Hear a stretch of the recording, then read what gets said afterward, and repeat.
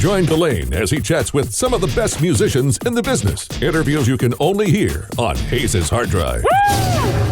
Coming from the East Coast with a fresh, upbeat yet vintage sound, this band has swiftly emerged onto the North American reggae radar in recent years. The Boston-bred outfit of four high school friends have created a unique sound for themselves that intertwines their earlier passion for punk and ska while submerging them in the more recent infatuation with experimental dub and jam-style genres. Welcome to Hayes' Hard Drive from Dubbest, lead singer Ryan Thaxter. How you doing, buddy?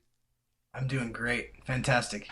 Well, I know that we talk reggae, and I think for the majority of people out there, we have the 2, 3, maybe 4 people that we listen to, and we think about, more of a Jamaican style. I don't really think most people are like, hey, there's some really great reggae coming out of Boston. And I think that's the coolest thing. You guys, obviously not living in Boston now, you've moved, which we'll talk about later, but I just think that's so cool that 4 guys in high school from the Boston area decided, hey, man, we want to do some reggae.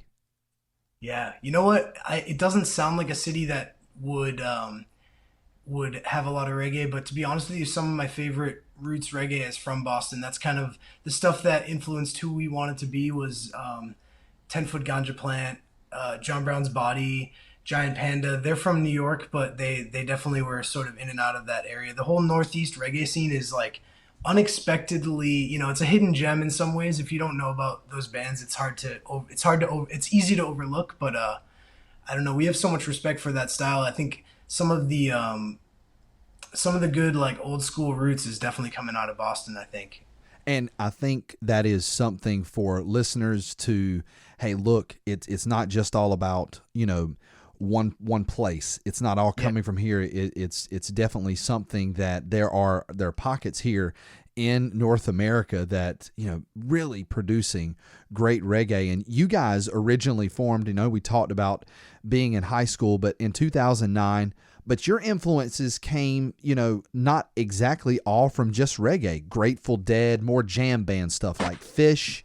What was there a time that you guys decided to have more of a reggae sound? I mean, obviously, I know Augustus Pablo's album in 1974 was a big influence for you all. Ital Dub, That was a friend of ours had that on vinyl, and it sort of just like really hit proper because we were like just starting to smoke weed, and it was just one of those things where it just hit at the right time. It was like perfect timing. It was, like honestly, I think when Dubbest started, all the bands we had been in before were not as reggae focused. We all knew each other from early in school, as far back as first grade, all the way through. Like I met Kyle in high school, and so a lot of it. We were playing all kinds of other stuff like punk and ska and jamming and stuff and all that with like hints of reggae. But when we started Dubbest, I think that was the turning point of we want to make real roots reggae, because it was like we started in 2009 just out of high school. We had been listening to tons of like King Tubby and Augustus Pablo and Lee Perry and all the staples of dub, and we were listening to a lot of that throughout high school and even before that. And then it just sort of like fell into place where as we were graduating, we were like, okay, we got to do this. Like, cause we had all been in punk bands, and punk is like so much fun, especially when you're that young, but it also, you start to realize at a certain point, like, do we want to just play like, small basement shows and clubs, like some of the most fun I've ever had, but also it can be limiting when you're trying to be a punk band, and be positive and all that stuff. And it's such an odd scene, and I still have a lot of respect for anyone that's in a punk band, and I love that stuff. But we just felt like reggae was a good move as far as like it's positive, it's fun, it's danceable. The crowds are awesome. I feel like people ask me about a certain city, and I'm like, oh, that's an incredible city. Like, and they have another experience of it. But I'm like, I just met all the people that went to see a reggae show, and everyone there was amazing. So it might be a warped perspective, but I'll take it. Isn't it the truth though? You were mentioning about the vibe, just the vibe of reggae. When you listen to reggae, I mean, just the way that I listen to it, I love listening to reggae to cool down after a workout. I love listening to reggae with, the windows down on a nice day. We listen to reggae out on the beach. We listen to reggae, and it is an ultimate mood booster. You're always happy and it's always making you think about good places, good vibes, and good times. It's true. And the funny thing is you can it fits almost any mood, because if you're angry and you put on reggae, it not only does it help, but it also, reggae is angry music. I think that's one thing that gets overlooked too, is like reggae was originally rebel music. It was like people standing up for what they thought was wrong, and like they were pissed off.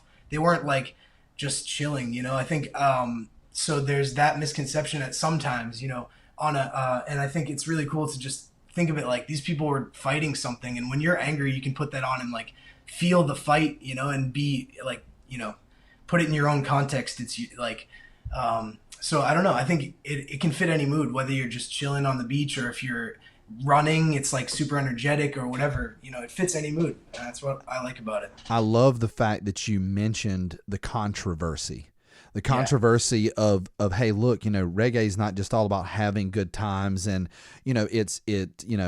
especially when you listen to some of Bob Marley's stuff, not only is it political and we're fighting the system, but within him, he also brings out his his values and his morals is in terms of, his religion and his faith. He brings that out as well. There's just so many dynamics that reggae has within it, at that roots level. And when you listen to it, everybody can find something to relate to. Very much like the blues, in my opinion. Yeah. Something to relate to. It fits anyone's struggle or whatever. That's right. I think with reggae too, it's like, I don't know. It can, it's the same thing. You can read it in your own way, or it's a good way to hide a really heavy message, because it's such a lighthearted sounding thing. It also sounds really easy, and I think when you go to play it, you realize, wow, this isn't as easy as it sounds. It's like a very militant thing, and you can sort of put a really heavy message over a really lighthearted sounding thing, and the message might actually hit harder because people are listening with a light attitude, and then this message just comes out of nowhere, and you're like, wow, that actually, I wasn't expecting to be blasted with like a whole concept, but it's awesome. I think it's a good way to sneak it in. It's like when you're arguing with somebody, but you're speaking in a normal tone of voice. Yes. and reggae is the unsuspected, hey, we're more, open to listening to what a song has to say when it's not blasted full force at us and punching us in the mouth.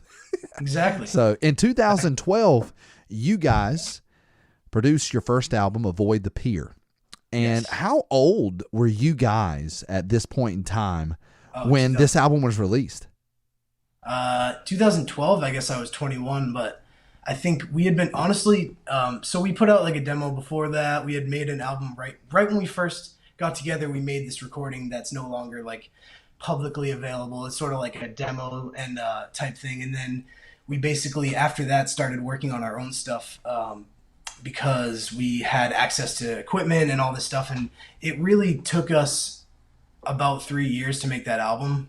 So like really we kind of learned how to do it in the process. And it the album came out when we were 21, but I think we started it when we were like 18. It was like right after we got out of high school. So, and a lot of it was just in our drummer's basement with like a couple mics, and it was fun, it was a blast. Were you guys still holding down other jobs at this time, or had you solely dedicated yourselves to the music? Yeah, we were working for sure. That's awesome.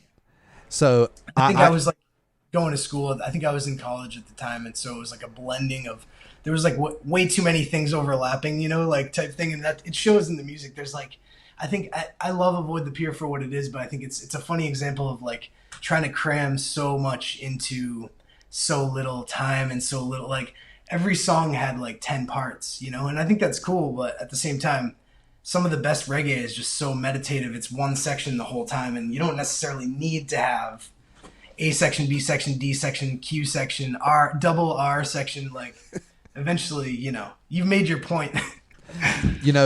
It was another 3 years before you guys came out with Light Flashes, and I never want to say I've got a favorite, but I can't help it. I love Light Flashes. I love the whole album. That's awesome. It's just you know, something that the songs strike me, the mood strikes me, and you know, was there something that clicked? I mean, you know, you guys had time together. Obviously, I believe with this album, you had mentioned 10 Foot Ganja Plant, and you were working with Craig on this album for the first time. And I was gonna say that's what clicked. It was Craig. Craig. He tends to click, like in a good way. Like he really like helped us lock in what we were trying to do. Like he I think we mentioned him in almost every interview because he was just such a turning point working with him. We worked with him for Heat and Water, which was actually, I want to say it was recorded in 2011. I think it was released at a strange time, and we recorded Heat and Water after we did Avoid the Pier, but I think it came out first or something like that. And he just sort of helped us realize that, like I was saying, you don't need, not necessarily you don't need all these sections. It's just that if you're going to have a lot of sections in your song, you really have to tie it all together with a theme and have it feel like one thing. If you're just jumping around wildly, it's not going to necessarily feel like a song, and it's not as memorable because there's no theme. And he helped us realize, like, you can really zoom in on, like, Heat and Water was the first thing we did with him, as I said. And it was like kind of a mess when we sent him the demo. It was like a brand new song. It had so many parts, still has so many parts. We simplified it, but we also just made it so that the drums and bass repeat. So it's really like, if you just have the drums and bass, you almost don't notice how many sections there are because it's kind of like the same vibe the whole time. When you start to listen to the chords, you realize, oh, there's like a lot of sections in this song. But you hide it by having a repetitive nature to the song and having it be like, the drums and bass are repeating is really crucial, at least rhythmically. So that's something he helped us click in. Like, it has to be a unique thing that kind of sustains throughout the whole song. Like, make it a unique vibe. And actually for that one, he helped us. He said, you should check out this song by Linville Thompson. Linville Thompson's one of my favorite artists of all time. And he has a song called Six Babylon, and it has the drum beat similar. It's not exactly the same, but it has a similar feel to what we were going for in Heat and Water. And he helps you do that. He'll give you a song. It's like, this is what you're going for. Try it this way. Like, might be like a little faster, a little slower, swung straight, like whatever. And he'll just help you nudge it into place. And I think that was huge. Light Flashes was like the first time we got to like dedicate a lot of energy to that, like really making our songs more organized. So that's probably what it is that clicked there, you know, a more sense of like organization to the music. As I had mentioned before, the best second release, Light Flashes, the band worked with legendary producer Craig Dub Fader Welsh of 10 Foot Ganja Plant over at the Rear Window Studios there in Massachusetts. Yes. And off that sophomore release, this is Spend the Day. We will be back with more from Ryan from Dubbest here on Hayes' Hard Drive.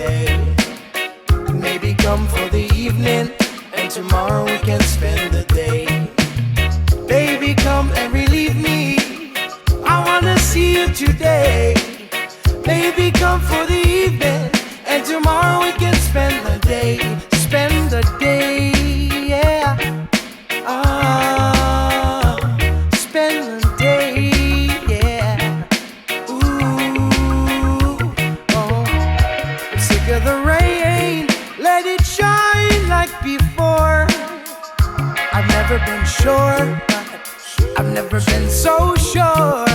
La da da da da da, yeah. Na na na na na, da da da da da, yeah.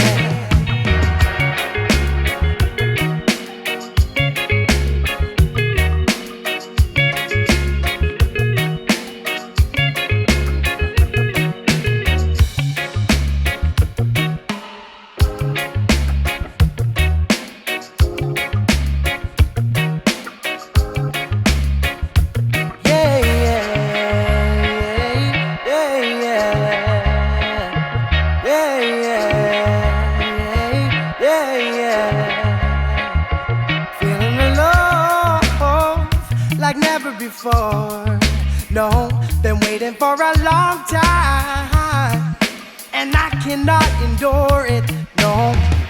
I'm sick of the rain, let it shine like before.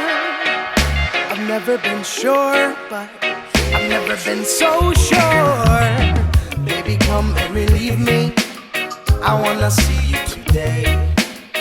Baby, come for the evening, and tomorrow we can spend the day. Baby, come and relieve me, I wanna see you today. Baby, come for the evening, and tomorrow we can spend the day. Spend the day, yeah. Oh, spend the day, yeah. Ooh, and we should spend the day.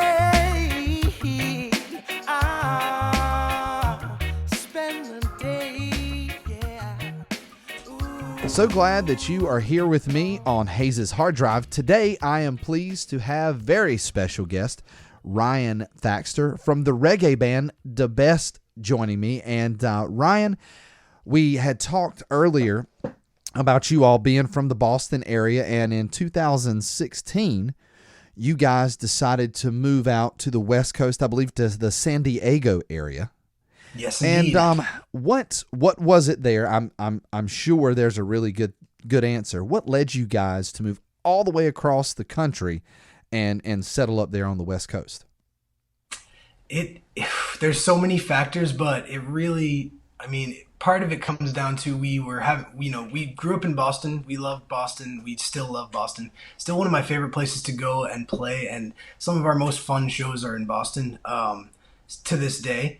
I just think we just felt like if we don't do something now and change just change up what we're doing, if we don't change it up a little now, we're kind of just stuck in in a rut a little bit. We needed to just like reevaluate everything. And we also were looking at how amazing of a music scene there is down here, and especially in a reggae scene, because there's a great music scene in Boston too. It's a different genre though. And you don't, like you mentioned earlier, you don't necessarily think of Boston for reggae. And though some of my favorite bands are from there, it's not the easiest place to have a reggae scene for a lot of reasons. And so we figured we would just kind of try. We wanted to tour the whole country anyway, so might as well have a different home base. San Diego has a great reggae scene, incredible weather, and I've always had a connection to San Diego. I came here as a kid with my parents, and it just really I don't know. Something always grabbed me about it. We all wanted to live in California since we were kids, pretty much just coincidentally. And it was one of those things that it was inevitable almost. It was like, it just made sense. That's, and I think you're right.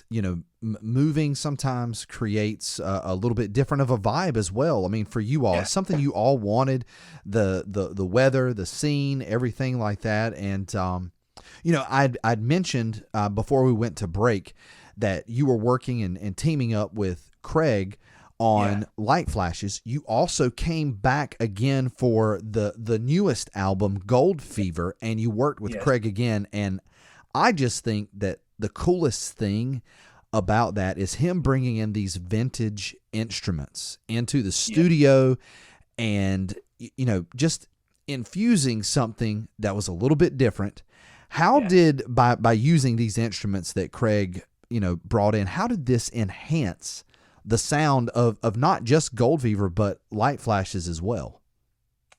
Yeah, well, first of all, they're the old cliche might be true that they just don't make them like they used to. Like there's some things that just have a certain sound. It's just the way it was made at that time, the quality, I don't know. So there's a lot of that to it. There's a lot. He has an enormous collection of vintage instruments. You feel stupid using your own equipment there, because it doesn't make any sense. Like there's so much stuff. He also makes custom instruments. He makes custom guitars. He has a company called Fader. He makes some amazing instruments himself, like kind of after old school, vintage models of guitars. Basically, he just knows a lot about the instruments themselves, and he can not only give you the right, like, one thing that I'm not necessarily good at that he can do is like you could play him a guitar riff or a piano melody, and he'll tell you should use like this guitar with this amp, through this pedal. And I just, I don't, that's not something that's in my blood to know like, oh, this is the reason you use this amp, or like, and I have some knowledge of that, but the level that he knows these things on is just, you got to trust him. He always nails it. So it's kind of a matter of like picking every detail of the equipment to fit every melody of the album. So like, you go in there and play your thing, and it's like, it might sound like a Stratocaster melody versus like, it varies. Or the keyboard, I like with Daydream, we came up with the Daydream melody on I think it was like a piano first. And we recorded it on piano, and then it was like, it sounds too light and happy. And then we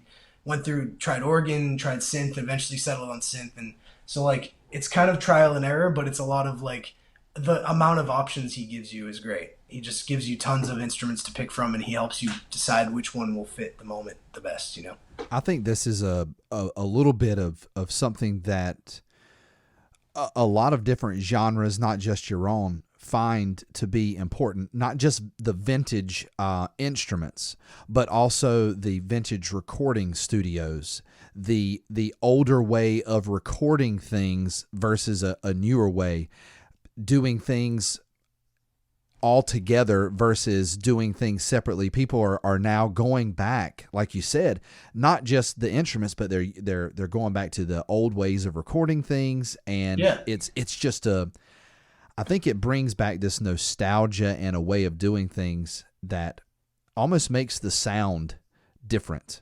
And that we're always looking for the new thing.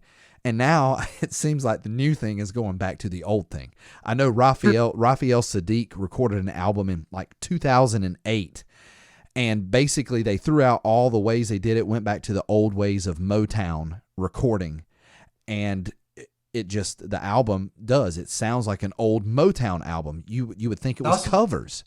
I love it. But exactly.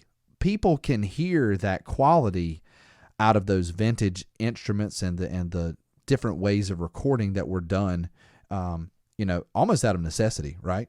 Because they didn't know what else. That's all they had. That's they right. had to do it all live at the same time because there was no other option. Speaking of live, live at Sugar Shack sessions. Yes, we had mentioned that just a moment ago before we came back. And what I love about it actually can be a love-hate, right? You love-hate about a live album.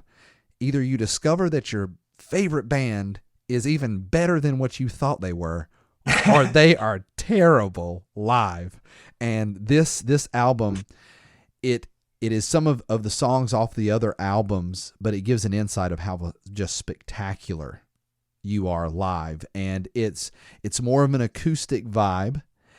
And it's a different play on songs that we're familiar with from you guys. And, we've been talking about studio albums.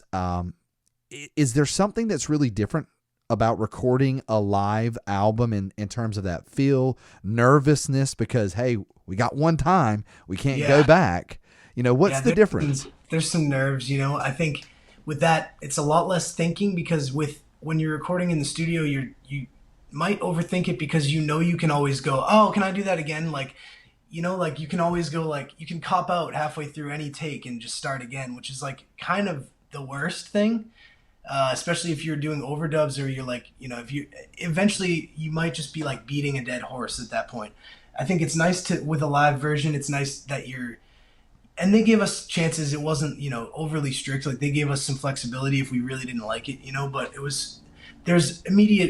you're immediately thinking, this is sort of the take, hopefully. So even if there's like a slight hesitation, you just got to dig in harder, and there's no going back, basically, which can make for better things. You take risks and you're like a little nervous to take the risk, but it actually, like, I don't know, a little nerves don't hurt, It might make you actually do something you weren't expecting, which could work out. So a little spontaneity added into exactly. it, because that's what playing live and doing some of the things that you all, the bands that you all emulated, like we talked about, Fish and the Grateful Dead, such great jam bands, and that's within your DNA as well. When you're doing that, it's like an artist painting with a brush. You guys, going live, and it's an awesome thing to be able to hear. And I encourage each and every one of you, check out this live at Sugar Shack sessions. It's just a great 5 or 6 songs there that you guys have on there. That's 5, live. Right? Yeah. And it's great. And it was a lot of fun. Ryan, I just want to thank you for stopping by. It's been a blast to learn not just about you guys, but learn more about your influence in reggae and how you guys have gone about recording. And we look forward to seeing you guys soon. And you guys can learn more about Dubbest by going to their website, dubbestmusic.com. They're also on social media. How do you spell Dubbest? It's Dubbest. So you can look them up on all platforms of social media. And we talked about their 4th studio album, Gold Fever. Here is Better with Words, one of my favorite off that album. I'm Delane Hayes. I've been talking with Ryan Thaxter from the reggae group Dubbest, and you are listening to Hayes' Hard Drive. Tried to speak, but I wish I was better with words.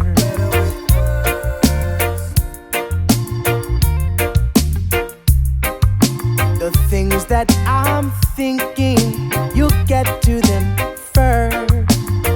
You get to them first. Hey, try to keep my composure. Feel me losing it over and over. Tried to speak, but I wish I was better with words. Better with words. Every second of worry, is blown away. And to think I was so unsure, but now it's all okay. All okay. Well, I'm inviting you over, so I don't have to keep my composure, and I can speak without thinking and get to you first. Gonna get to you first. Yeah. I try to keep my composure. I feel me losing it over and over. Tried to speak, but I wish I was better with words. Better with words. Na na na na na na.